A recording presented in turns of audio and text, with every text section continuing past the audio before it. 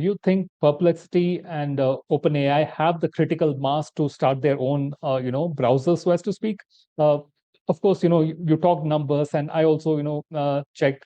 Of course, Google, doesn't have to worry about Perplexity and OpenAI right now because their search query volume is nowhere near Google. I mean, some numbers put it at they're just, hardly 4% of, Google right now.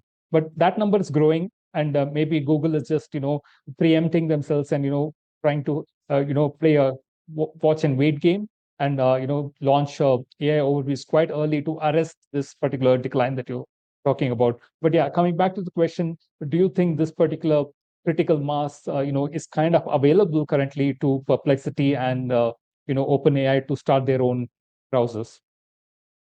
More easily for OpenAI than Perplexity, just because of the size difference. There's a lot more people using OpenAI than using Perplexity. And so like that's a more easy transition, I think, for OpenAI to open the door to a browser.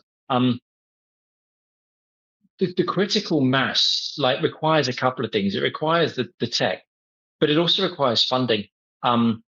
There's been a lot of talk about like, what's the burn rate of OpenAI? Like, when are they going to make money that justifies like the money that they're burning in order to get there? Like, will they run out of runway before they make enough money? They're now making a bunch of money, right? Like, I think their run rate at the moment, as of July, is about 15 billion a year, right? So through subscriptions and that kind of stuff, it's big. If you look at the next largest people, if you look at Claude, Anthropic, it's a fraction of that size that they're making through subs. I think it's around 2 billion, rather than the amount that the run rate that OpenAI have got.